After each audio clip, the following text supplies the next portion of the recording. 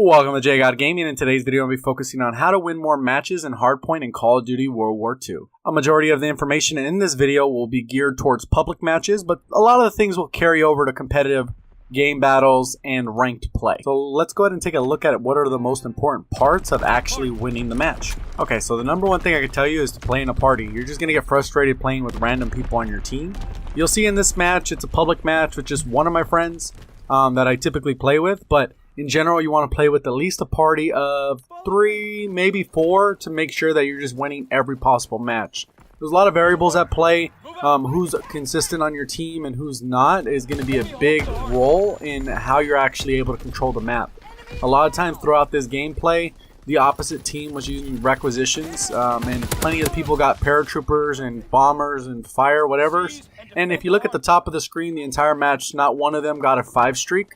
So there's a lot of randomness in the public matches that you're just not going to see in a competitive scenario. And I'm going to get to that as soon as I get to that part of the actual video. Knowing how to anchor is another key thing, and this is just controlling the spawns.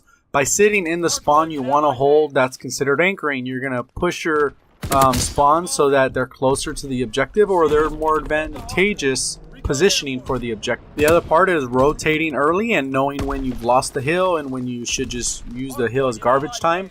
There's different things that you want to focus on, but at the end of the day, you want to make sure you rotate early to get that next hill. The other thing is knowing your specific roles. My particular role, I like to usually keep people off the objective, or I'll play the objective. It just depends. Typically, if you're going to be the objective player, you should probably want to have hunker just so you're on the objective and not getting killed by random nades. Another important part is using the right streaks. A lot of times people have these high score streaks, which really aren't necessary. You can see in the video once it gets started that a lot of times when I'm using the fighter plane or the glide bomb, I'm just taking people off the hill.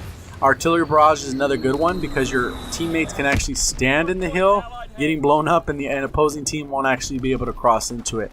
So get streaks that you can get rather quickly and on a regular basis. Otherwise, you're going to be getting these streaks pretty much almost never. Tacking on to that score streak part is actually making sure that you play your life when necessary. A lot of times if you're an assist off or half a kill off, you want to make sure that you actually get that, because a lot of times the streaks can turn the tide in a match significantly, especially if you can get an easy 3 or 4 piece real quickly. That's going to take out half the enemy's team, and especially in competitive when it's only 4v4, you're going to take out the entire team. And just before we get into the video, remember to like and subscribe if you haven't already, and make sure you have those notifications on. Thank you. So looking at the screen, what you can actually see to the right above my score streaks is the actual spawn map, as well as a rotation. So for this particular map, after watching several matches of the pros play, what the advantageous position to anchor is this left spot that I'm sitting in at the moment.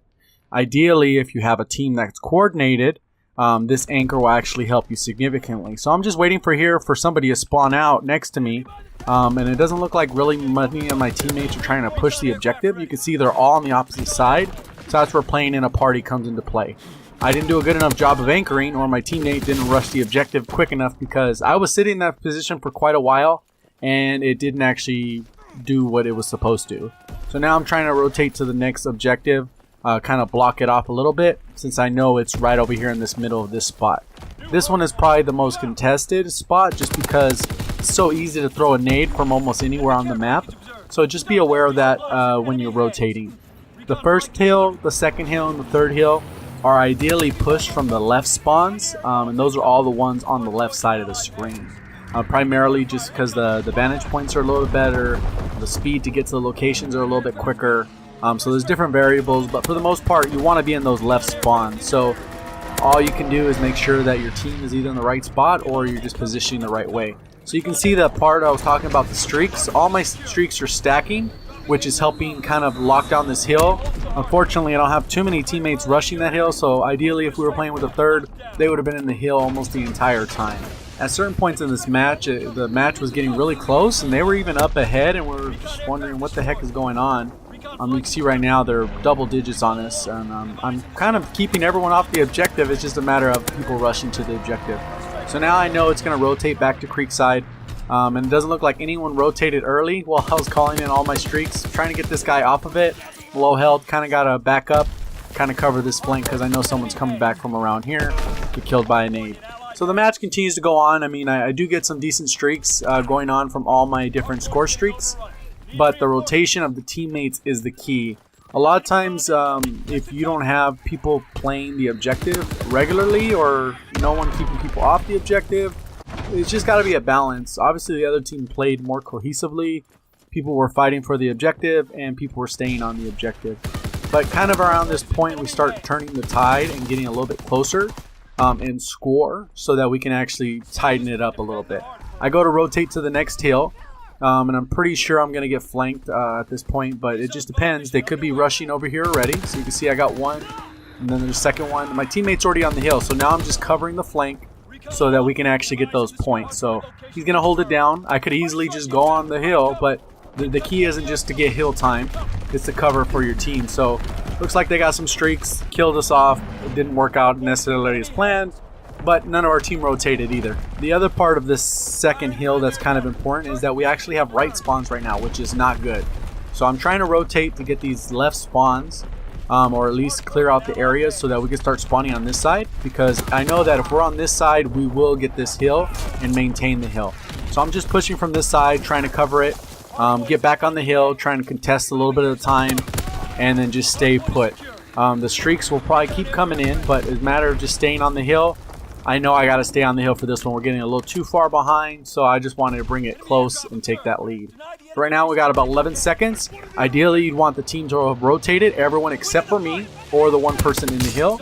And at this point, this is what I've assumed the team has done, but it's hard to tell. So we spawn out right side again, and this kind of sucks because it's bunker hill, and none of my team was in the bunker for whatever reason. No one was at the OBJ, but no one was also at the bunker anchoring spawns. So now I went ahead, took them out. I'm going to rush, try and kind of cover, and keep people off the actual objective. I know they're flanking out of this right side, so I'm just kind of keeping people off the objective as best I can. I'm going to call in another streak. Just go ahead and clear that out because I know no one is in position to anchor, and I spawned on the opposite side. It's going to take me way too long to get to the other side, so I just got to do what I can to take over that position with the actual score streak. So you can see they called in that bomber, and unfortunately they're going to keep calling in some streaks. They're going to get paratroopers, a couple of them, and they're just going to continue calling in these streaks that get these kills. Fortunately for us, we actually are winning the match, just slightly tied up right now. You can see Requisitions Expeditionary playing an awful class setup for Hardpoint. If you actually have any sort of skill, that's not the class you want to run, just because it's just kind of a messed up way to play the game. They really need to tweak that Requisitions, because in a scenario like this where the match is highly contested, very close, those streaks should not be what determines the actual match outcome. Just because that just doesn't seem right. It shouldn't be a game played just by score streaks. Obviously score streaks are important. I do recommend, hey, you know, get the glide bomb, the fighter pilot that I'm talking about. But at the end of the day, it's kind of unfair for someone to never even go on a 5 streak and them get the highest, some of the highest streaks in the game. It just doesn't actually even make sense, and it's just one of the ways that the skill gap has even been reduced. Because whereas this guy probably would have gone double or triple negative, he's actually getting these streaks with the paratroopers, getting streaks with the bomber, and that's actually going to lead to just overall destroying our team, keeping us off the objective. Which, in this mode, it makes sense, but at the end of the day, do I really want to play against people that, you know, are going to play like that? I don't know. It wasn't really like that in a lot of other games. They made it so it was almost impossible to get the highest score streaks unless you had like some stupid high score. But enough with that. Continue to play the objective. I'm already looking to go ahead and take over the hill. We again do not have the right spawn, so I'm going in and try and push this way, take out the backside here, make sure we get the hill. Our teammates on the hill. It looks like they're going to get us with the streak right here, and then we continue going. So I got to try to push, take them out. I know that they're going to be pushing for my teammates in the creek, so I call on my little streak here, clear them out a little bit, and then go ahead and try and rotate to the next hill. Just because we only have about, 2 minutes left, we got to get the objective. We're pretty close, almost tied. Again, another paratroopers comes down, and I'm just rotating to the next hill. Looks like I'm going to get flanked right here after I turn. Just another timing scenario where I'm take out this guy, paratrooper, and then pretty much I'm on the hill, ready to rock and roll, and I die. So no one rotated. usually you should have about half the team rotating, if not more, and just have one person pick up that garbage time. Because it's more important for you to get the 50 seconds on a hill than to get the 10 seconds left over on the other hill. So it's just really a matter of positioning and knowing, but those things take practice, and obviously as you play in a team more regularly, you'll have a better idea on how you should be maneuvering through the actual map and kind of positioning so you can anchor these positions the right way. So again, we're on the verge of losing the lead, and it's just one of those things that now we can't even get out of spawn because the streaks have got us going. The paratroopers, they're in our spawn. They're just kind of screwing us up a little bit, and it's a little hard to counteract. And you can see the bombers are still coming, and it's just one of those things that the game kind of gets out of hand.